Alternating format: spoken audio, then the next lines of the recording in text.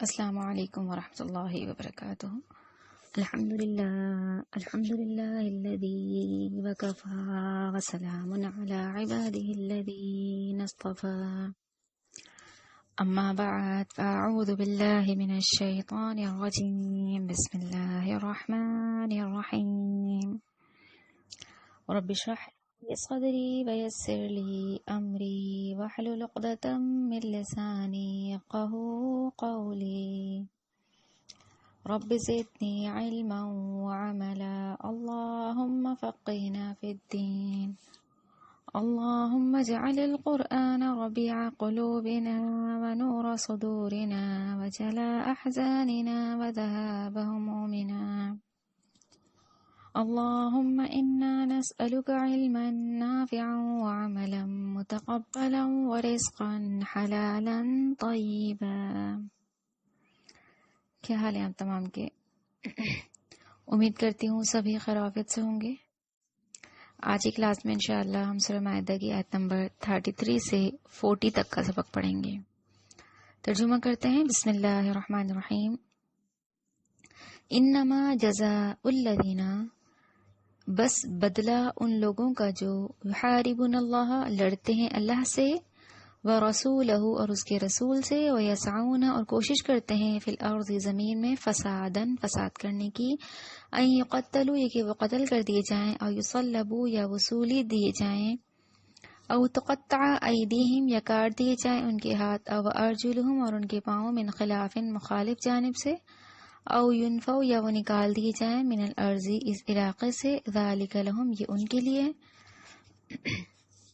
خزن، ذلت ہے، فی الدنیا، دنیا میں، ولہم، اور ان کے لیے، فی الآخرۃ، آخرت میں، عذاب عظیم، عذاب ہے بہت بڑا، الا الذین، مگر وہ لوگ کہ تابوا، انہوں نے توبہ کی، من قبل، اس سے پہلے، ان تقدیروا، یہ کہ تم قابو پالو، علیہم، ان پر، فعلموا، تو جان لو، ان اللہ، کی بے شک اللہ، غفور الرحیم، بہت بخشنے والا، نہایت رحم کرنے والا ہے۔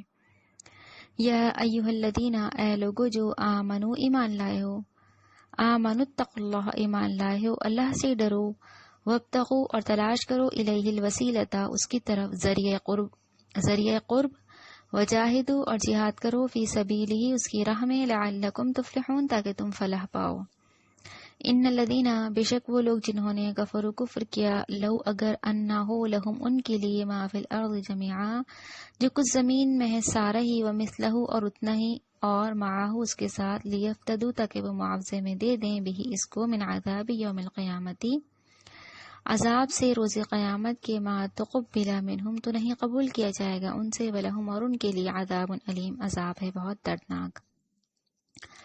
یریدون، وہ ارادہ کریں گے، ان یخرجوا من النار، کہ نکل جائیں آگ سے، وما ہم بخارجین، اور نہیں ہوں گے وہ نکلنے والے، منہا، اس سے، ولہم عذاب مقیم، اور ان کے لیے عذاب ہے ہمیشہ رہنے والا۔ والسارق والسارقۃ، اور چور مرد اور چور عورت، فاقطعوا، پس تم کاٹ دو، ایدیہما، ان دونوں کے ہاتھ، جزاء بما کسبا، بدلے میں اس کے جو ان دونوں نے کمایا، نکالا من اللہ، عبرتناک سزا ہے اللہ کی طرف سے، واللہ عزیز حکیم، اور اللہ بہت غالب، خوب حکمت والا ہے۔ فمن تابا، پس جس نے توبہ کی، من بعد ظلمہ، اپنے ظلم کے بعد، واصلح، اور اس نے اصلاح کر لی، فإن اللہ، پس بے شک اللہ، یتوب علیہ، توجہ فرماتا ہے اس پر، ان اللہ، بے شک اللہ، غفور الرحیم، خوب بخشنے والا، نہایت رحم کرنے والا ہے۔ الم تعلم، کیا نہیں تو علم ہوا آپ کو، ان اللہ، کی بے شک اللہ، لہو، اسی کے لیے ہے، ملک السماواتی، بادشاہی آسمانوں کی، والارض، اور زمین کی، یعذب، وہ عذاب کرتا ہے، من یشاء، جس کو چاہتا ہے، ویغفر، اور مغفرت کرتا ہے، لمن یشاء، جس کی چاہتا ہے، واللہ علی کل شیء قدیر، اور اللہ ہر چیز پر خوب قادر ہے۔ یہاں پہ ہم نے ترجمہ کیا، اب اس کی تفسیر کی طرف آتے ہیں۔ سورہ مائدہ آیت نمبر 33، اللہ سبحانہ و تعالی ارشاد فرماتے ہیں، ان کی سزا جو اللہ تعالی سے اور اس کے رسول سے لڑیں اور زمین میں فساد کرتے پھریں، یہی ہے کہ وہ قتل کر دیے جائیں، یا سولی چڑھا دیے جائیں، یا مخالف جانب سے ان کے ہاتھ پاؤں کاٹ دیے جائیں، یا انہیں جلا وطن کر دیا جائے، یہ تو ہوئی ان کی دنیاوی ذلت اور خواری، اور آخرت میں ان کے لیے بڑا بھاری عذاب ہے۔ مفسرین کرام نے جو اس آیت کا نام بیان فرمایا، کہا گیا کہ اس آیت کو آیت محاربہ کہا جاتا ہے۔ دوبارہ سمجھتے ہیں نام، آیت محاربہ، ٹھیک ہے۔ کہا گیا اس آیت کا حکم عام ہے مسلمانوں اور کافروں دونوں کے لیے۔ اب ہم سمجھتے ہیں محاربہ کا مطلب کیا ہے۔ کہا گیا کہ کسی منظم اور مسلح جتھے کا اسلامی حکومت کے دائرے میں یا اس کے قریب صحرا وغیرہ میں راہ چلتے قافلوں اور افراد اور گروہوں پر حملہ کرنا، قتل و غارت گری کرنا، سلب و نہب، اغوا کرنا اور آبرو ریزی وغیرہ کرنا اس میں شامل ہے۔ یعنی کہ تمام چیزیں، اغوا کرنا، آبرو ریزی کرنا، چھین لینا، ڈکیتی کرنا، قافلوں اور افراد کے جو گروہ ہیں ان پر حملہ کرنا، قتل و غارت گری کرنا، یہ تمام چیزیں کیا ہیں؟ محاربہ میں شامل ہوتی ہیں، ٹھیک ہے۔ اب محاربہ کی 4 سزائیں بیان کی گئی ہیں۔ وہ 4 سزائیں کیا ہیں؟ نمبر 1 جو سزا بیان کی گئی، جو اللہ یہاں پہ بھی کہہ رہے ہیں کہ انہیں اذیت کے ساتھ قتل کیا جائے یا سولی پر لٹکایا جائے یا ان کے ہاتھ اور پاؤں مخالف سمتوں سے کاٹ دیے جائیں یا انہیں جلا وطن کر دیا جائے، یہ 4 سزائیں بیان کی گئیں۔ تو نمبر 1 مفسرین کرام نے کیا کہا کہ اگر مجرم نے قتل تو کر دیا ہو مگر مال لینے کی نوبت نہ آئی ہو تو اسے قصاص میں قتل کر دیا جائے گا۔ نمبر 2 جو صورت اور سزا بتائی گئی کہ اگر قتل بھی کر دیا ہو اور مال بھی لوٹ لیا ہو تو اسے سولی پر لٹکا دیا جائے گا۔ نمبر 3 سزا اگر صرف مال ہی چھینا ہو، قتل نہ کیا ہو تو اس کے ہاتھ پاؤں مخالف سمت میں کاٹے جائیں گے۔ نمبر 4 اگر ابھی قتل بھی نہ کیا اور مال بھی چھیننے سے پہلے گرفتار ہو جائیں تو انہیں صرف جلا وطن کیا جائے گا۔ لہذا جو قاضی ہوگا وہ ان سزاؤں میں سے 2 سزاؤں کو جمع بھی کر سکتا ہے اور کسی ایک میں کمی بیشی بھی کر سکتا ہے۔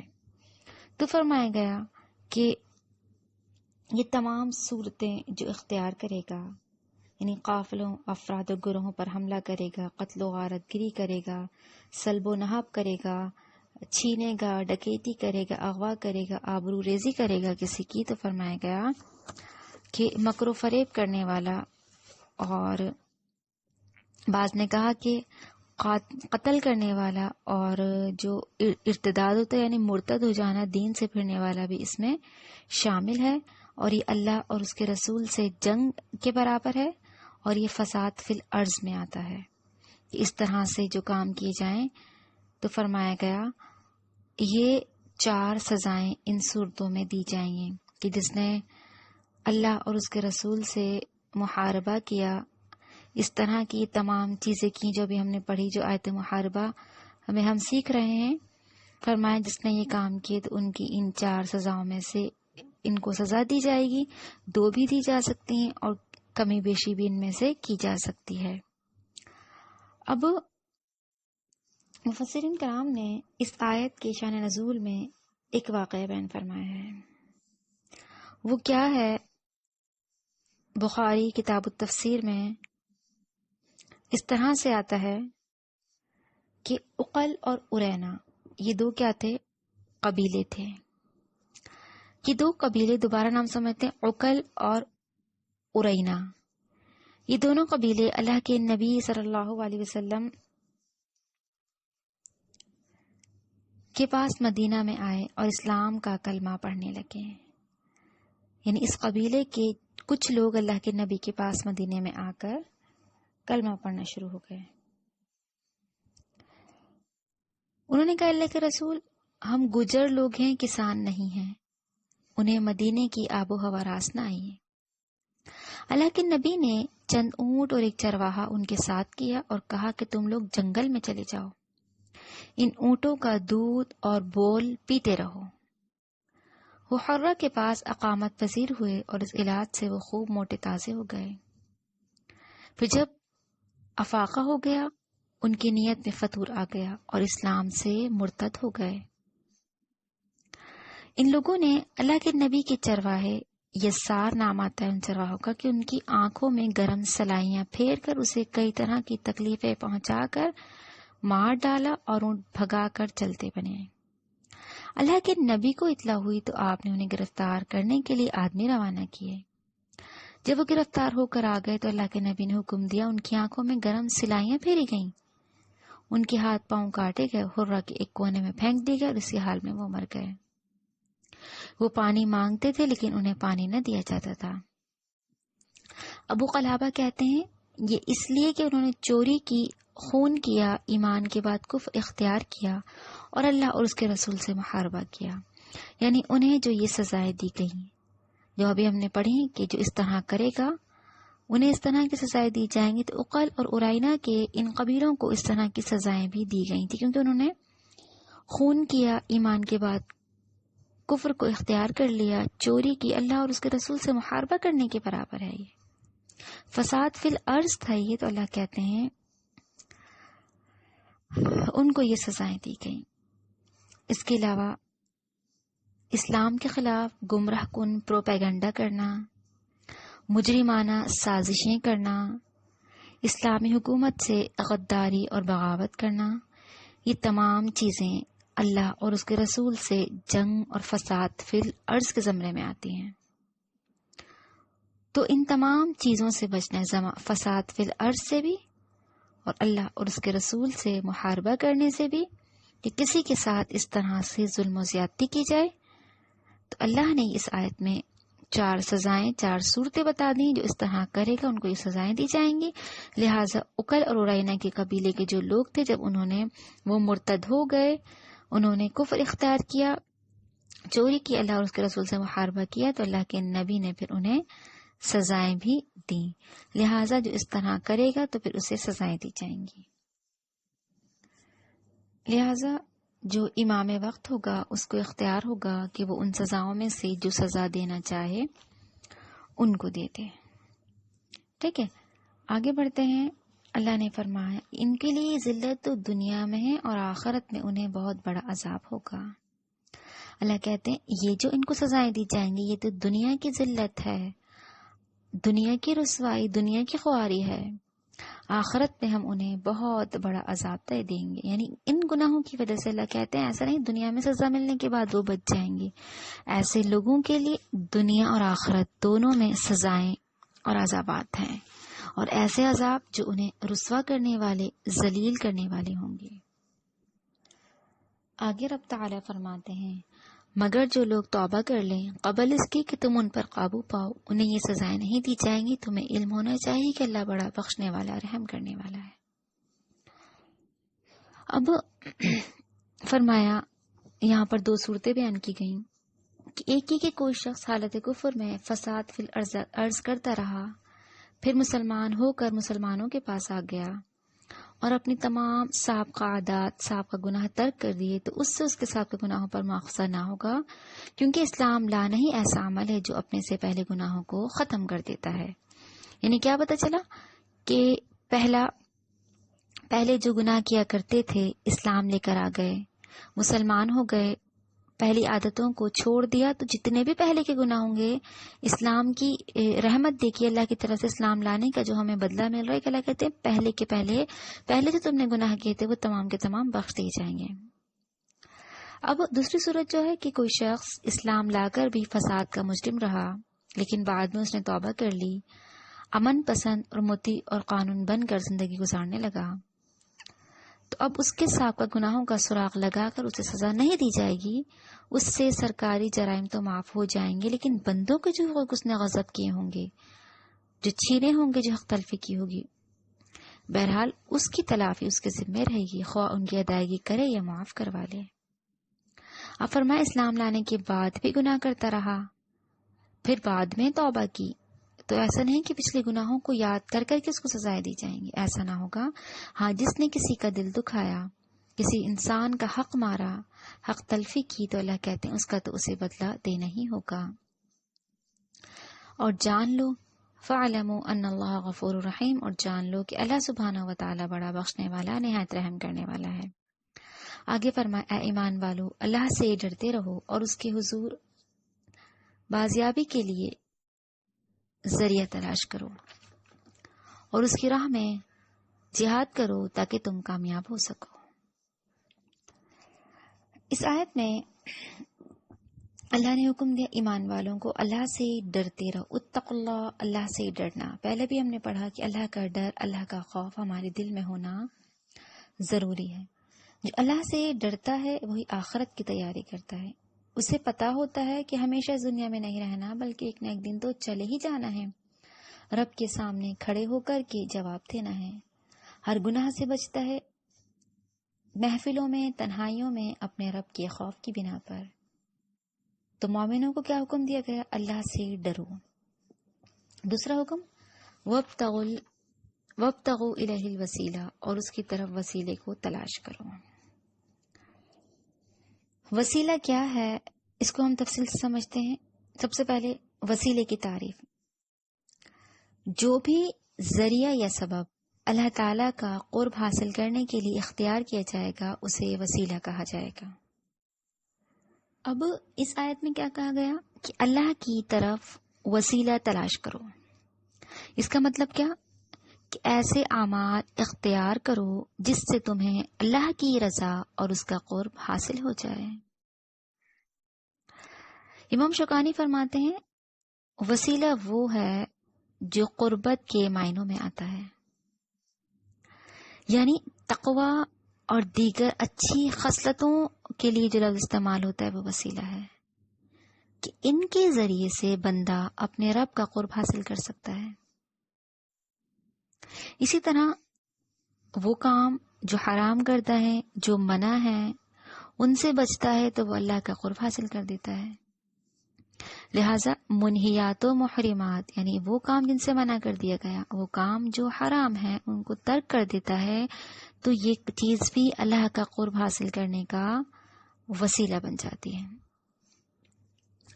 اب دیکھیے وسیلے کی جو صورتیں ہیں وہ 3 صورتیں بیان کی جاتی ہیں کہ 3 صورتیں جائز ہیں کہ جن کے ذریعے سے وسیلہ تلاش کیا جا سکتا ہے۔ وہ 3 صورتیں کیا ہیں ان کو ہم انشاءاللہ حدیث کے حوالے سے سمجھیں گے۔ نمبر 1، اللہ کے نام اور اس کی صفات کے حوالے سے مانگنا۔ نمبر 2، کسی زندہ شخص کو اپنی دعا کی قبولیت کے لیے وسیلہ بنایا جائے۔ نمبر 3، اپنے ہی نیک اعمال کو وسیلہ بنا لیا جائے۔ 3 صورتیں ہو گئی۔ نمبر 1، اللہ کے نام اور اس کی صفات کے حوالے سے مانگنا۔ نمبر 2، کسی زندہ شخص کو اپنی دعا کی قبولیت کے لیے وسیلہ بنایا جائے۔ نمبر 3، اپنے ہی نیک اعمال کو وسیلہ بنا لیا جائے۔ اب ہم احادیث سے سمجھتے ہیں کہ کس طرح سے اللہ کے نام اور اس کے صفات کے حوالے سے وسیلہ مانگا جا سکتا ہے۔ ایک حدیث آتی ہے اللہ کے نبی صلی اللہ علیہ وسلم نے لیلۃ القدر میں جو دعا پڑھنے کا حکم دیا کہ اللہم انک عفو تحب العفو فاعف عنا، کہ اللہ بے شک تو معاف کرنے والا ہے، معافی کو پسند کرتا ہے، پس تو ہمیں معاف کر دے۔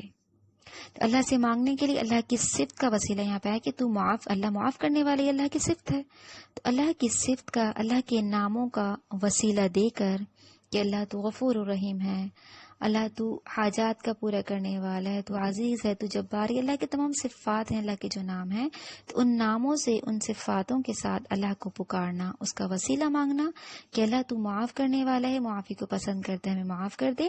لہٰذا اللہ کے ناموں سے، اللہ کی صفات سے ہم کوئی بھی وسیلہ مانگیں گے تو وہ جائز ہوگا۔ نمبر 1 ہو گیا۔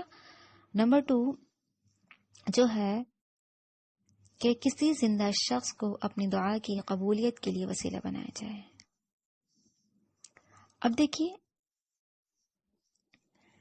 نیک انسان کا وسیلہ، ٹھیک ہے، لیکن زندہ ہو، مردہ لفظ یہاں پہ کسی زندہ شخص کو اپنی دعا کی قبولیت کے لیے وسیلہ بنایا جائے۔ اس کی جو دلیل ہے بخاری کتاب الاستسقاء میں حدیث آتی ہے، سیدنا انس بن مالک فرماتے ہیں سیدنا عمر رضی اللہ تعالی عنہ کے زمانے میں جب قحط پڑا تو سیدنا عباس رضی اللہ تعالی عنہ کے وسیلے سے دعا کرتے اور کہتے یا اللہ پہلے ہم تیرے پاس اپنے پیغمبر کا وسیلہ لایا کرتے تھے تو پانی برساتا تھا، اب اپنے پیغمبر کے چچا کا وسیلہ لائے ہیں، ہم پر بارش برسا۔ راوی کہتے ہیں پھر بارش ہو جاتی ہے، ٹھیک ہے نا، مردہ کا نہیں، زندہ جو ہیں ان کا وسیلہ مانگنا ہے۔ اللہ کے نبی اس وقت، نبی کے جو چچا تھے وہ اس وقت زندہ تھے تو ان کا وسیلہ لے کر سیدنا عمر کے زمانے میں اس طرح سے جو ہے وہ وسیلہ مانگا گیا تو وہ جائز تھا، ٹھیک ہے۔ نمبر 2 صورت ہو گئی۔ نمبر 3 ہے اپنے ہی نیک اعمال کا وسیلہ۔ یہ بھی حدیث آتی ہے بخاری کتاب البیوع میں کچھ اس طرح سے کہ اللہ کے نبی صلی اللہ علیہ وسلم نے فرمایا کہ 3 شخص کہیں باہر جا رہے تھے کہ اچانک بارش ہونے لگی۔ انہوں نے ایک پہاڑ کی غار میں جا کر پناہ لی۔ اتفاق سے پہاڑ کی ایک چٹان اوپر سے لڑکی اور اس غار کے منہ کو بند کر دیا۔ جس غار میں یہ تینوں پناہ لیے ہوئے تھے وہ اس غار کا منہ بند ہو گیا۔ اب ایک نے دوسرے سے کہا کہ اپنے سب سے اچھے عمل کا جو تم نے کبھی کیا ہو نام لے کر اللہ تعالی سے دعا مانگو۔ اس پر ان میں سے ایک نے دعا کی، اے اللہ میرے ماں باپ بہت ہی بوڑھے تھے، میں باہر لے جا کر اپنے مویشی چرایا کرتا تھا، پھر جب شام کو واپس آتا تو ان کا دودھ نکالتا اور اپنے برتن میں پہلے اپنے والدین کو پیش کرتا، جب میرے والدین پی چکتے تو پھر اپنے بچوں کو اور اپنی بیوی کو پلاتا۔ اتفاق سے ایک رات واپسی میں دیر ہو گئی اور جب میں گھر لوٹا تو والدین سو چکے تھے۔ اس نے کہا پھر میں نے پسند نہیں کیا کہ انہیں جگاؤں، بچے میرے قدموں میں بھوکے پڑے رو رہے تھے، میں برابر دودھ کا پیالہ لیے والدین کے سامنے اسی طرح کھڑا رہا یہاں تک کہ صبح ہو گئی۔ اے اللہ اگر تیرے نزدیک بھی میں نے یہ کام صرف تیری رضا حاصل کرنے کے لیے کیا تو ہمارے لیے اس چٹان کو ہٹا کر اتنا راستہ بنا دے کہ ہم آسمان کو تو دیکھ سکیں۔ اللہ کے نبی نے فرمایا، چنانچہ وہ پتھر کچھ ہٹ گیا۔ پھر دوسرے شخص نے اپنے نیک اعمال کا وسیلہ دیا۔ اس نے دعا کی، اللہ تو خوب جانتا ہے کہ مجھے اپنے چچا کی ایک لڑکی سے اتنی زیادہ محبت تھی جتنی ایک مرد کو کسی عورت سے ہو سکتی ہے۔ اس لڑکی نے کہا کہ تم مجھ سے اپنی خواہش اس وقت تک پوری نہیں کر سکتے جب تک مجھے 100 اشرفی نہ دے دو۔ میں نے ان کے حاصل کرنے کی کوشش کی اور آخر اتنی اشرفی جمع کر لی۔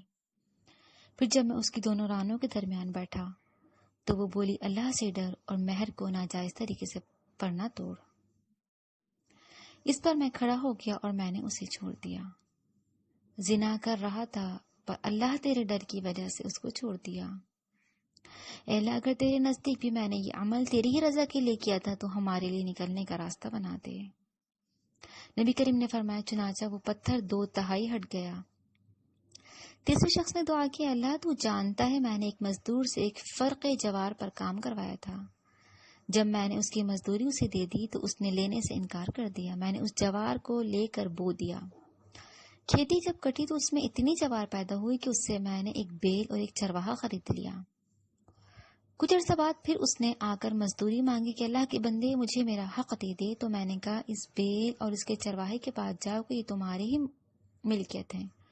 اس نے کہا مجھ سے مذاق کرتے ہو؟ میں نے کہا میں مذاق نہیں کرتا، واقعی یہ تمہاری ہی ہیں۔ تو اے اللہ اگر تیرے نزدیک بھی کام میں نے صرف تیری رضا حاصل کرنے کے لیے کیا تھا تو یہ یہاں سے اس پتھر کو ہٹا دے، راستہ بنا دے۔ چنانچہ وہ غار پورا کھل گیا اور وہ تینوں شخص باہر آ گئے۔ اس طرح ان تینوں شخصوں نے جو وسیلہ مانگا وہ اپنے نیک اعمال کا مانگا۔ اس طرح تینوں ذریعے ہم نے احادیث سے سمجھ لیے، لہٰذا اللہ کے نام اور اس کی صفات کے حوالے سے ہم وسیلہ مانگ سکتے ہیں، اللہ کا قرب حاصل کر سکتے ہیں، اپنی دعاؤں کا قبول کروانے کے لیے ذریعہ بنا سکتے ہیں۔ اسی طرح کسی زندہ شخص کو اپنی دعا کی قبولیت کے لیے وسیلہ بنایا جا سکتا ہے اور انسان اپنے نیک اعمال کا وسیلہ بنا سکتا ہے۔ لیکن اب دیکھیے، ہم نے دین سے دوری کی بنا پر حقیقی جو وسیلے ہیں، جو جائز صورتیں ہیں، ان کو چھوڑ کر قبروں میں مدفون لوگوں کو جو مٹی ہو چکے ہیں، جو بالکل ختم ہو چکے ہیں، ان سے ہم وسیلہ مانگ رہے ہوتے ہیں، قبروں میں دفن ہوئے لوگوں کا وسیلہ مانگ رہے ہوتے ہیں۔ جبکہ شریعت میں اس کی کوئی بنیاد نہیں ہے۔ ہم نے اپنے پاس سے بہت سے طریقے رائج کر لیے ہیں قرب حاصل کرنے کا اللہ کے، تو جو صورتیں، جو طریقے ہمیں اسلام نے بتائے، ہمیں اس کے مطابق ہی چلنا ہے، اپنے پاس سے کمی زیادتی نہیں کرنی ہے۔ تو جو صورتیں ہمیں پتہ چلیں اللہ کا قرب حاصل کرنے کی، وسیلہ لینے کی اور اپنی دعائیں قبول کروانے کے لیے جو جائز صورتیں ہیں وہ ہمیں پتہ چل گئی، ہمیں ان طریقے سے وہ کام کرنے، نہ کہ قبروں میں مدفون لوگوں کو پکار کر کے اپنے اعمال کو برباد نہیں کرنا، کیونکہ تو شرک کے زمرے میں آتا ہے نا کہ ہم کسی غیر اللہ کو پکار رہے ہیں، اس شخص کو جو قبر میں دفن ہے وہ ہماری کیا پکار سنے گا۔ تو مرداؤں کو نہیں بلکہ زندہ لوگوں کا، نیک لوگوں کا وسیلہ مانگا جا سکتا ہے۔ اسی طرح جو وسیلہ ہے وہ جنت میں عرش رحمان کے نزدیک ایک مقام کا نام بھی ہے۔ اذان کے بعد جو دعا سکھائی گئی ہے اس میں ہر مسلمان رسول اللہ صلی اللہ علیہ وسلم کے لیے دعا مانگتا ہے، یا اللہ آپ کو وسیلہ عطا فرما۔ اللہ کے نبی نے فرمایا جو شخص میرے لیے وسیلے کی دعا کرے گا میں اس کی شفاعت کروں گا۔ جو اذان کے بعد کی دعا آتی ہے نا، اللہم رب هذه الدعوة التامة والصلاة القائمة آت محمدا الوسیلة والفضیلة وبعثه مقاما محمودا الذی وعدته۔ یہ دعا پڑھنی ہے۔ اللہ کے نبی نے فرمایا جو اس دعا کو پڑھے گا میرے لیے وسیلہ مانگے گا میں اس کی شفاعت کروں گا۔ تو وسیلہ جنت میں عرش رحمان کے نزدیک ایک مقام بھی ہے۔ ٹھیک ہے، تو وسیلے کے بارے میں ہم نے یہ چیزیں پڑھی۔ آگے اللہ نے فرمایا اور اس کی راہ میں جہاد کرو تاکہ تم کامیاب ہو سکو۔ فرمایا اخروی کامیابی کے لیے بہترین وسیلہ جہاد ہے۔ فرمایا کہ جہاد کی سب سے اعلیٰ قسم قتال فی سبیل اللہ ہے، اللہ کی راہ میں جہاد کرنا ہے۔ لیکن جہاد انسان کی ہر اس کوشش کو بھی کہہ سکتے ہیں جو اسلام کی اشاعت، اسلامی نظام کے قیام میں ممدود و معاون ثابت ہو، یا اس راہ کی رکاوٹوں کو دور کرنے والی، خواہ یہ زبان سے ہو، تحریری ہو یا ہاتھ سے کی جائے۔ تمام جہاد ہوتا جو ہم نے جہاد کی اقسام میں پہلے پڑھا بھی۔ اللہ کے نبی صلی اللہ علیہ وسلم نے فرمایا اللہ نے جس نبی کو بھی اس کی امت نے مبعوث فرمایا تو اس کے کچھ حواری اور اصحاب ہوتے ہیں جو اس کی سنت پر کاربند اور اس کے حکم پر چلتے تھے۔ پھر ان کے بعد ایسے ناخلف آتے کہ جو کچھ وہ کہتے تھے کرتے نہیں تھے، اور ایسے کام کرتے جن کا انہیں حکم نہیں دیا گیا۔ اب جو کوئی ایسے لوگوں سے ہاتھ سے جہاد کرے وہ مومن ہے، اور جو زبان سے جہاد کرے وہ بھی مومن ہے، اور جو دل سے جہاد کرے، دل سے برا سمجھے وہ بھی مومن ہے، اور اس کے بعد رائے کی دانے برابر بھی ایمان نہیں ہے۔ لہذا جہاد کا ہدف سب سے پہلے اپنا نفس ہونا چاہیے کہ سب سے پہلے اپنے نفس کے خلاف جہاد کرے، اس کو روکے، اس کو آمادہ کرے دین کے کاموں میں حصہ لینے کے لیے۔ یہاں ہم پڑھ رہے ہیں کہ انسان کی ہر وہ کوشش جو اسلام کے اشاعت کے لیے، اسلامی نظام کو قائم کرنے کے لیے کی جائے گی وہ جہاد میں شامل ہے۔ جہاد بن نفس ہی ہوگا، اپنے نفس کے خلاف، اپنے نفس کو روکنا ہے، ان رکاوٹوں کو روکنا ہے جو دین کی راہ میں آڑے آ رہی ہیں۔ پھر درجہ بدرجہ لوگ، اللہ کے نبی نے فرمایا تم میں سے کوئی شخص جب کوئی برا کام ہوتے دیکھے تو اسے چاہیے کہ بزور و بازو اس میں تبدیلی لائے، اگر ایسا نہ کر سکے تو پھر زبان سے یعنی تقریر سے یا تحریر سے اس میں تبدیلی لائے، اور اگر یہ بھی نہ کر سکے تو پھر کم از کم دل ہی میں برا سمجھے، اور یہ ایمان کا کمزور تر درجہ ہے۔ ٹھیک ہے نا، یعنی یہ صورتیں بتائی گئی کہ کس کس طریقے سے ہم جہاد کر سکتے ہیں۔ میدان جنگ میں اترنا ہی جہاد نہیں ہے، اس کا تو بہت ہی بڑا رتبہ ہے۔ اس کے علاوہ بھی ہم جہاد کرتے ہیں، جہاد بالقلم، جہاد بالنفس، اور بھی بہت سی صورتیں جو ہم نے پہلے بھی پڑھی تھی، تو یہ ان میں شامل ہے۔ ٹھیک ہے، آگے بڑھتے ہیں۔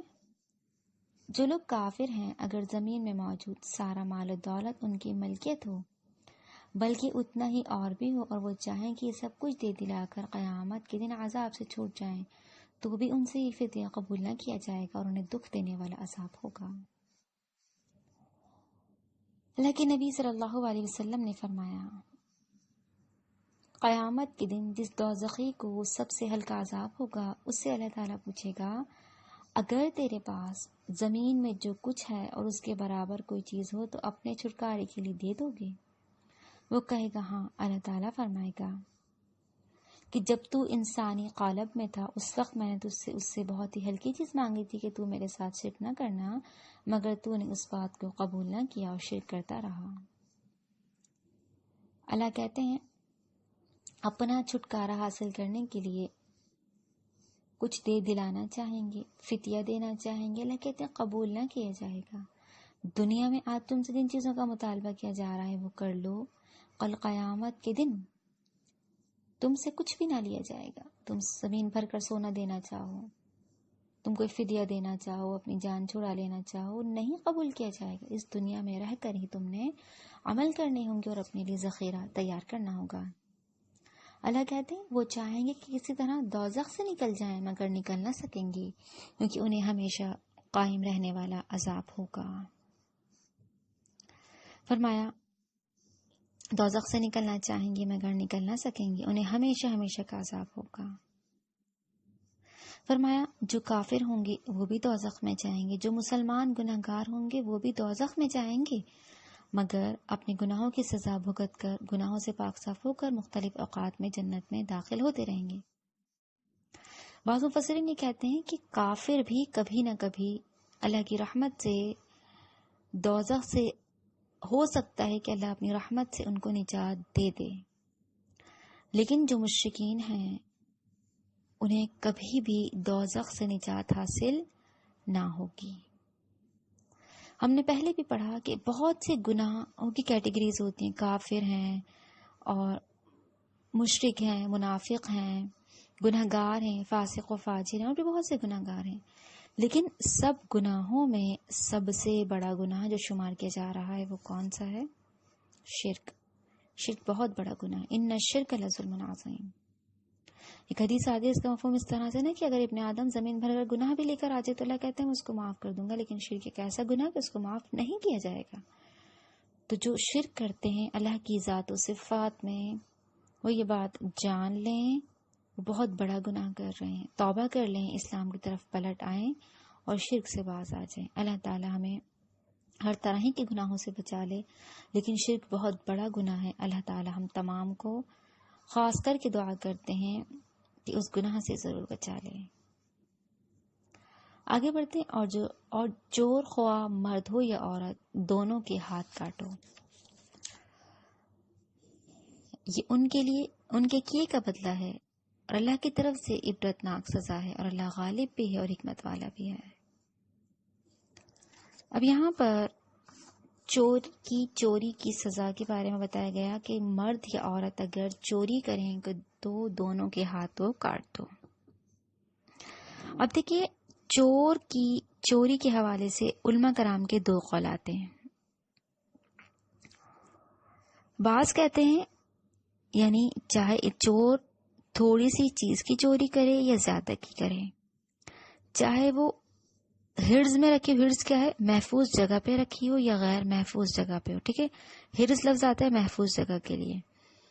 تو یعنی بعض نے کہا اگر کوئی شخص تھوڑی سی رقم کی چوری کرتا ہے یا زیادہ کی کرتا ہے، محفوظ جگہ سے اٹھاتا ہے، غیر محفوظ جگہ سے اٹھاتا ہے، ہر صورت میں وہ چور کہلائے گا اور اسے چور کی جو سزا ہے وہ لازمی دی جائے گی، ٹھیک ہے؟ اور بعض علماء اپنا یہ موقف جو ہے وہ پیش کرتے ہیں کہ اگر چوری کر رہا ہے تو یہ بات لازمی مد نظر رکھی جائے گی کہ آیا اس نے چوری کسی محفوظ جگہ سے کی ہے، اور نصاب بھی ضروری قرار پایا جائے گا، یعنی کتنی رقم کی اس نے چوری کی ہے۔ محدثین کے نزدیک جو نصاب ہوگا یعنی کتنی رقم کی چوری پر ہاتھ کاٹے جائیں گے، تو فرمایا گیا ربع دینار، یعنی دینار کا چوتھائی حصہ یا 3 درہم یا ان کے مساوی قیمت کی چیز ہے۔ یعنی اگر اتنی چیزوں کی چوری کرے گا، دینار کا چوتھائی حصہ یا 3 درہم، اگر اتنی کی چوری کرے گا تو سزا ہے، اگر اس سے کم چوری کی تو پھر ہاتھ نہیں کاٹے جائیں گے۔ اسی طرح جو ہاتھ کاٹے جائیں گے وہ کہاں سے کاٹے جائیں گے؟ جو ہمارے پہنچے ہوتے ہیں یعنی ایسا نہیں کہ کوہنی یا کندھے سے کاٹے جائیں گے، بلکہ جو ہاتھ ہے جسے صرف پکڑا جا رہا ہے، جو پہنچے یعنی کلائی تک، وہ پورا ہاتھ کاٹا جائے گا، پورا کا پورا بازو نہیں کاٹا جائے گا. ٹھیک ہے، تو یہ دو چیزیں سامنے آتی ہیں. اب چند احادیث سے ہم چوری کے بارے میں سمجھتے ہیں. بخاری کتاب الحدود، سیدہ عائشہ رضی اللہ تعالیٰ عنہ فرماتی ہیں ایک مخزومی عورت نے چوری کی تو قریش کو ہاتھ کٹ جانے پر بہت فکر لاحق ہوئی. کہنے لگے کون ہو سکتا ہے جو اس سلسلے میں اللہ کے نبی سے بات کرے، اور اسامہ کے سوا اور کون ایسی جرأت کر سکتا ہے جو اللہ کے نبی کے محبوب ہیں. چنانچہ قریش کے کہنے پر اسامہ نے اللہ کے نبی سے گفتگو کی تو اللہ کے نبی نے اسامہ رضی اللہ تعالیٰ عنہ سے فرمایا کیا تم اللہ کی حدود میں سے ایک حد کے بارے میں سفارش کرتے ہو؟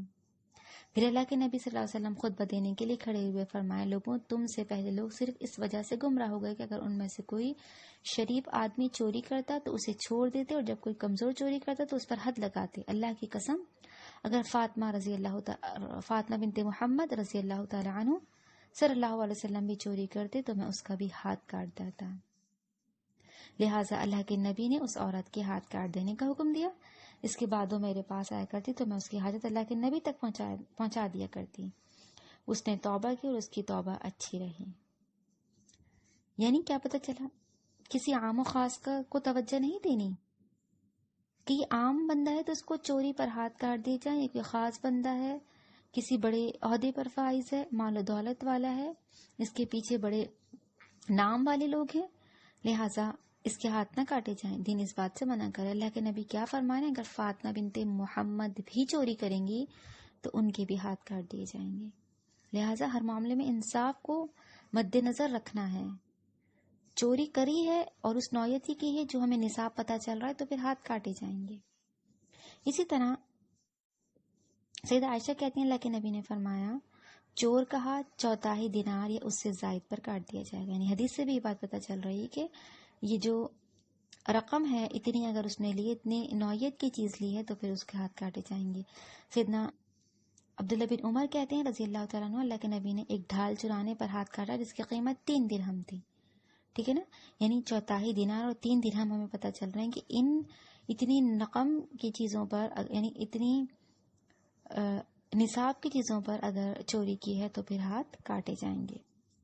اسی طرح سیدنا عبداللہ بن عمر کہتے ہیں لٹکے ہوئے پھل کی چوری کے بارے میں اللہ کے نبی سے سوال کیا گیا تو اللہ کے نبی نے فرمایا اگر کوئی شخص بھوکا اور کھا لے مگر ساتھ نہ لے کر جائے تو اس پر کوئی حد نہیں، اور جو شخص دامن بھر کر نکلے تو اس سے دگنی قیمت وصول کی جائے گی اور سزا دی جائے گی، اور جو شخص پھلوں کو محفوظ مقام پر پہنچائے جانے کے بعد اس میں چوری کرے اور پھل کی قیمت ڈھال کی قیمت تک پہنچ جائے تو اس کا ہاتھ کاٹا جائے گا، اور اگر قیمت ڈھال سے کم ہو تو دگنی قیمت لی جائے گی اور اسے سزا دی جائے گی. یعنی اب ہمیں محفوظ اور غیر محفوظ جگہ کا بھی پتہ چلا کہ اگر درخت پر لٹکے ہوئے ہیں اپنی بھوک مٹانے کے لیے اگر کسی نے کھا لیے وہ پھل مجبوری میں تو ٹھیک ہے، وہ چوری نہیں ہوگی. ہاں اگر محفوظ جگہ پر چلے گئے اور زیادہ لے لی ہے تو اس سے پھر دگنی رقم وصول کی جائے گی. یعنی خود بھی کھایا اور دامن بھر بھر کر بھی لے کر گیا تو فرمائے چوری میں شامل ہے اور اس کے ہاتھ کاٹے جائیں گے. اس کے علاوہ بھی بہت سی احادیث آتی ہیں، لیکن چوری ایک بہت بڑا گناہ ہے اور سزا دی جا رہی ہے تاکہ آئندہ کے لیے جو دوسرے لوگ ہیں وہ بھی اس سے محفوظ رہیں. لہٰذا اس کے علاوہ اگر جو چوری کیا ہوا مال چور اس کے پاس سے برآمد ہوتا ہے تو اسے چاہیے اس کو اس کے اصل مالک تک پہنچا دے وہ رقم، اور یا پھر مالیت کی ادائیگی کر دے اور اپنے اس گناہ سے یعنی توبہ کرے، کیونکہ یہ بڑا گناہ ہے چوری. اب دیکھیے چور کے ہاتھ کاٹنا، یہ ہمیں سزا پتہ چلی دین اسلام میں. تو جو بہت سے غیر مہذب لوگ ہیں وہ اس طرح کی بات کرتے ہیں کہ اسلام نعوذ باللہ کیسا مذہب ہے کہ اتنی وحشیانہ سزائیں دے رہا ہے. نعوذ باللہ اسلام کے الفاظ استعمال کرتے ہیں کہ ہاتھوں کے کاٹنے کا حکم دے رہا ہے. تو دیکھیے اسلام ایک مکمل ضابطۂ حیات ہے ہمارے لیے. اگر جسم پر کوئی پھوڑا نکل آتا ہے تو آپریشن کے ذریعے اس پھوڑے کو ہٹایا جاتا ہے، ختم کیا جاتا ہے تاکہ اس کے ذریعے سے وہ بیماری ختم ہو. اب اگر معاشرے میں ظلم و فساد پھیل رہا ہے اس گناہ کی وجہ سے، تو اگر ایک بندے کو یہ سزا دی جائے گی تو آئندہ کبھی وہ ایسی جرات نہ کرے گا۔ ہمارے ہاں کیوں گناہ اتنے عام ہیں؟ زنا دیکھ لو، چوری دیکھ لو، ڈکیتی دیکھ لو، کوئی پوچھنے والا نہیں، کوئی پکڑنے والا نہیں۔ اگر سزائیں دی جا رہی ہیں اسلامی شریعت کے مطابق تو کسی کی ہمت نہ پڑے، باقی لوگ دیکھ کر عبرت حاصل کر لیں۔ ہر انسان کو ڈر ہو کہ مجھے جواب دینا ہوگا، مجھے سزا ملے گی۔ فرمایا گیا کہ سعودی عرب میں پہلے تو واللہ عالم پہلے تو یہ رواج تھا، اب اللہ بہتر جانتے ہیں، مفسرین کا نام لکھتے ہیں کہ پہلے تو یعنی سزائیں دی جاتی تھیں تو سعودی عرب میں جو یعنی اس طرح کے کام ہیں وہ بہت کم ہوا کرتے ہیں۔ تو اگر ہر ملک میں سزائیں دی جانے لگیں، اسلامی شریعت کو اپنایا جانے لگے، لہذا تو اس طرح سے بہت سے گناہوں سے ہمارا معاشرہ پاک ہو جائے گا۔ تو یہ اسلامی سزائیں اللہ نے رکھی ہیں تاکہ لوگ اس خوف کی وجہ سے گناہوں سے بچ جائیں۔ فرمایا آگے، پھر جو شخص ایسا ظلم کرنے کے بعد توبہ کر لے اور اپنی اصلاح کر لے تو اللہ اس کی توبہ قبول کر لے گا۔ یعنی گناہ ہو گیا، چوری کر لی، زنا کر لیا، کوئی بھی گناہ ہو گیا، اللہ کی حضور توبہ کر لو، اللہ تمہاری توبہ کو قبول کر لے گا۔ کیا آپ کو علم ہے کہ آسمانوں اور زمین کی حکومت اللہ ہی کی ہے؟ وہ جسے چاہے عذاب دے اور جسے چاہے بخش دے، اور اللہ ہر چیز پر قادر ہے۔ اللہ نے بتایا آسمان و زمین کی حکومت، تمام کی تمام چیزیں اللہ کی ملکیت ہیں۔ اللہ جس کو چاہے عذاب دے، اللہ جس کو چاہے بخش دے، یہ تمام چیزیں اللہ کے اختیار میں ہیں۔ تو وَيُعَذِّبُ مَن يَشَاءُ وَيَغْفِرُ لِمَن يَشَاءُ، بخش دینا، عذاب دینا اللہ کے کام ہے، لیکن زمین و آسمان کی بادشاہت کا جو مالک ہے وہ اللہ ہی ہے۔ یہ بات جان لو، آسمان و زمین میں موجود تمام چیزیں اللہ کے حکم کے مطابق چل رہی ہیں۔ وہ حاکم ہے، وہ حکومت ہے، اسی کی ہے، وہ بادشاہ ہے، اور اللہ ہر چیز پر قادر ہے۔ تو اس طرح یہاں پر ہم نے الحمدللہ آیت نمبر 40 تک اپنا ترجمہ تفسیر مکمل کر لیا۔ اللہ سے دعا کرتے ہیں جو کمیاں کوتاہیاں رہ گئی ہیں اللہ تعالیٰ درگزر فرما دیجیے، ہمیں معاف کر دیجیے۔ اس قرآن کو اللہ ہماری بخشش کا سبب بنا دیجیے، ہمارے اس عمل کو اپنی بارگاہ میں قبول و منظور فرما لیجیے۔ جو ہم قرآن کو پڑھنے پڑھانے کا یہ کام کر رہے ہیں تو انشاءاللہ زندگی رہی، اللہ نے چاہا، موقع ملا تو پھر ملتے ہیں آئندہ کلاس میں۔ آپ سب اپنا بہت خیال رکھیے گا، خاص دعا میں یاد رکھیے گا۔ اللہ حافظ۔ سبحانک اللہم و بحمدک، نشہد ان لا الہ الا انت، نستغفرک و نتوب الیک۔ وصلی اللہ تعالی علی خیر خلقہ محمد و آلہ و صحبہ اجمعین برحمتک یا ارحم الراحمین۔ السلام علیکم و رحمۃ اللہ وبرکاتہ۔